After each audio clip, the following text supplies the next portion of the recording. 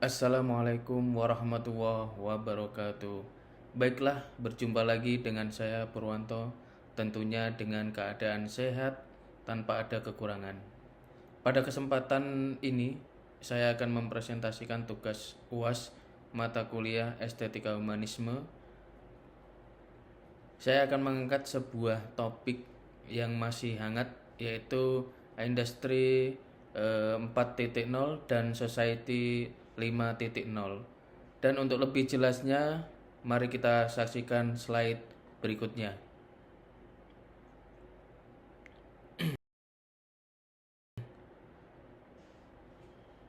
Hari ini kita berada pada era industri 4.0, bukan industri 5.0. Apa beda revolusi industri 4.0 dengan angka, yaitu dengan 5.0? Ini seringkali membuat kita bingung. Banyak yang mengira bahwa kita pernah mencapai industri 4.0 dan sekarang sudah tiba di industri 5.0. Pemahaman tersebut kurang tepat. Bagaimana yang lebih benar?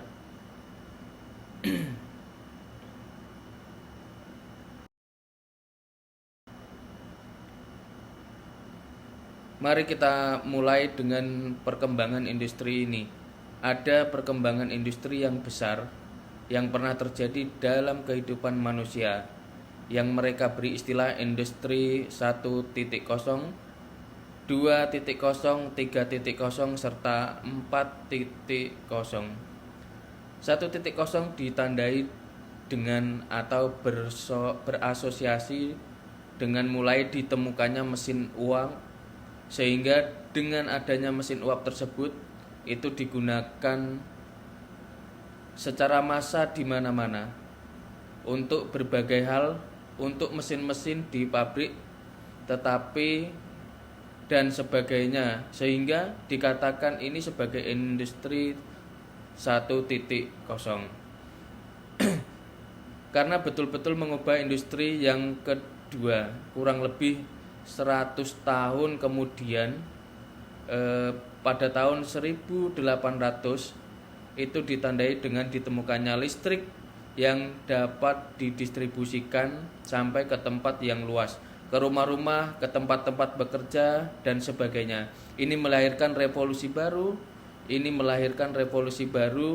Lagi hal-hal yang tadinya tidak dapat dilakukan menjadi terbuka untuk dilakukan dengan adanya listrik di mana-mana, termasuk mesin yang tadinya hanya mesin uap, sekarang sebagian berubah menjadi mesin listrik. Sekitar tahun 1900-an sekian mulailah ditemukan komputer. Awalnya hanya digunakan untuk penelitian. Lalu di lingkungan terbatas di pemerintahan, khususnya pemerintah Amerika, lalu perlahan-lahan itu menjadi barang komoditas bisnis yang bisa dibeli oleh siapapun dan menyebar ke seluruh dunia. Bahkan versi kapasitas kecil dapat dimiliki oleh setiap personal. Sehingga muncullah istilah PC, yaitu personal komputer. Ditambah dengan ditemukannya internet dengan komputer bergabung melahirkan sesuatu yang luar biasa. Tidak lama setelah itu, internet mengantarkan pada era industri berikutnya yang disebut Fiber Physical System. Ada teknologi-teknologi kunci dalam era ini.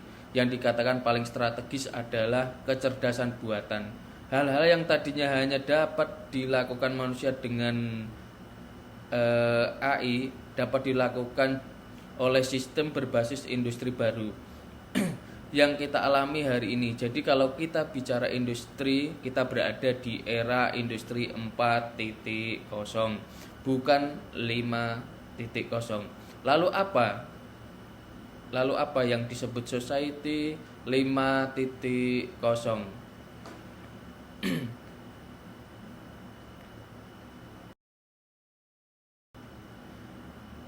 Kita coba lihat berikutnya. Ini ada dua garis perjalanan waktu yang berbeda. Kiri kanan Yang kiri adalah perjalanan society atau masyarakat, yang kanan adalah perjalanan industri atau revolusi industri. Revolusi industri seperti yang tadi sudah disampaikan, mulai dari revolusi industri 1.0, 2.0, 3.0, serta hari ini kita berada di 4.0. Sementara kalau kita bicara society atau masyarakat, konon manusia mulai dengan masyarakat berburu atau hunting society. Itu masyarakat di mana berpindah-pindah, tidak menetap di satu tempat. Biasanya tinggal dalam gua, kemudian mencari buruan, setelah habis buruannya atau tanamannya pindah ke tempat baru. Demikian seterusnya. Itu dari yang namanya manusia mulai memahami cara bercocok tanam. Masyarakat tempat-tempat tertentu yang hidup dari pertanian, terutama ya itulah era agraris, yang setelah itu mulailah era industri berasosiasi atau dipengaruhi dengan mulainya industri 1.0. Berdampak pada industrial society, terbentuknya society atau masyarakat industri yang awalnya dipengaruhi oleh industri 1.0. Yang apa cirinya? Yang tadinya masyarakat bepergian naik kuda, kereta kuda kemana-mana, sekarang naik kereta api kemana-mana. Lalu proses di industri yang tadinya manual oleh manusia dilakukan, sekarang mulai secara mekanik dilakukan dengan bantuan mesin-mesin uap. Waktu itu yang lalu, kemudian kira-kira 100 tahun kemudian ditemukan listrik yang memungkinkan didistribusikan kemana-mana. Ya, ini masih dikategorikan industri society. Tapi berubah cara hidup manusia yang tadinya hanya di siang hari menjadi siang malam atau tanpa batas. Karena adanya listrik, yang adanya penerangan terus-menerus yang memungkinkan manusia bisa melakukan aktivitas di malam hari sekalipun. Lalu era komputerisasi, yang era industri ketiga ditandai dengan komputer dan otomatisasi. Ya, ini mendorong perubahan lagi menjadi masyarakat information society. Ada isu yang pernah kita dengar di era ini, yaitu digital device. Kesenjangan digital ini mempresentasikan adanya kesenjangan kelompok. Masyarakat yang sulit menggunakan teknologi, mengakses teknologi dibandingkan dengan masyarakat yang sudah lebih cepat mengadopsi teknologi digital. Tapi perlahan-lahan digital device ini hilang istilah. Itu hilang mengapa? Karena akses seluler tersedia sampai ke tempat-tempat terpencil. Ya, smartphone tersedia di mana-mana. Akhirnya hari ini kita sampai ke industri 4.0.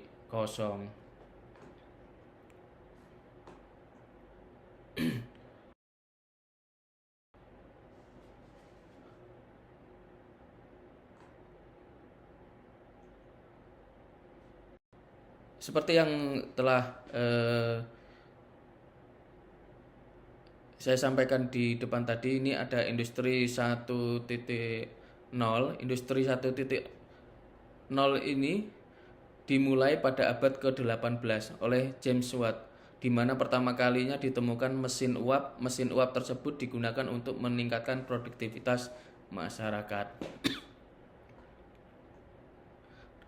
Berikutnya industri 2.0.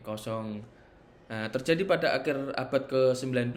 Revolusi ini ditandai dengan ditemukannya energi listrik, lalu dilanjutkan dengan penemuan pesawat telepon, mobil, dan juga pesawat terbang yang memberikan perubahan yang sangat besar. Untuk yang ketiga, Industri 3.0, revolusi industri yang satu ini terjadi pada akhir abad ke-20 yang ditandai dengan perkembangan semikonduktor dan proses otomatisasi industri. Kemunculan teknologi digital dan internet menandai dimulainya revolusi industri 3.0.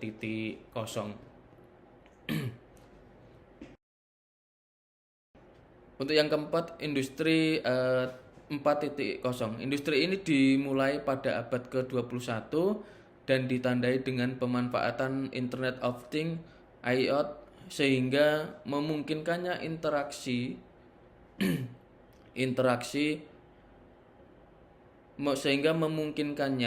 interkoneksi antar mesin, big data, acquisition yang mengarah ke machine learning, smart factory, artificial intelligence, dan lain-lain.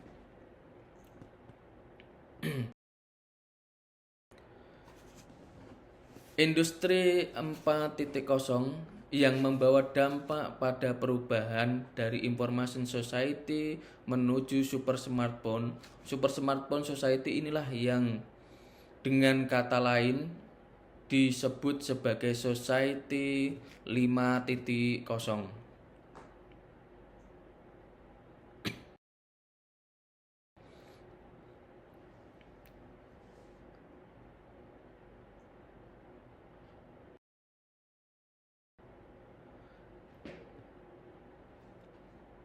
Cara pandang mengelompokkan masyarakat diusulkan oleh pemerintah Jepang. Jadi Jepang melihat perubahan yang terjadi terutama di Jepang, tapi ini relevan dengan dipandang cara pandangnya diterapkan di kondisi Eropa. Jadi kesimpulan tentang produktif menuju masyarakat 5.0.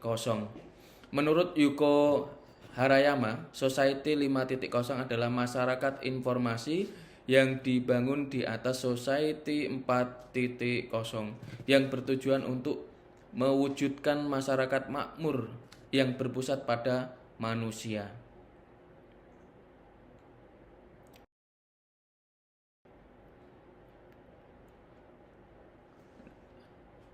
Nah, ketika memasuki tahun 2020, apa harapan Anda? Sebagian besar orang menyambut tahun 2020 dalam sukacita dengan semangat yang tinggi karena mereka merasa tahun 2020 adalah tahun yang cantik sehingga ada banyak hal besar yang dapat dikerjakan.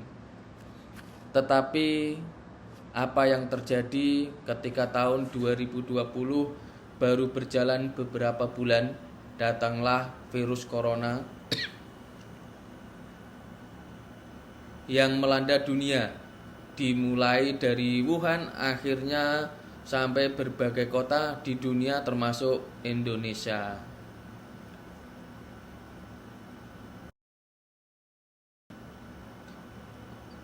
Dikaitkan dengan pandemi COVID-19 yang terjadi perubahan masyarakat menuju 5.0, tadinya diprediksi akan berjalan masih lama. Tetapi dengan pandemi tersebut, ini satu hal yang tidak terduga oleh masyarakat dunia,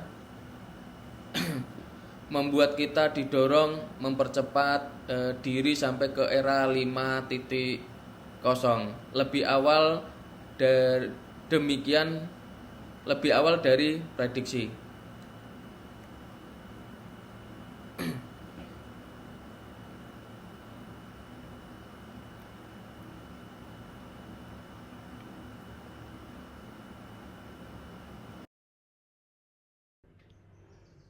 Berikut adalah daftar pustaka. Nah, ini referensi daripada pembuatan tugas tersebut.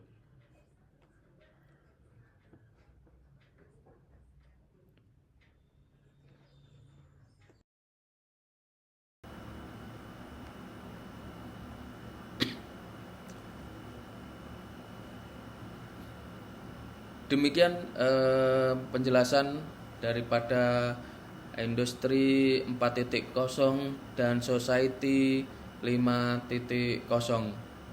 Sekian, kurang dan lebihnya saya mohon maaf. Terima kasih. Wassalamualaikum warahmatullahi wabarakatuh.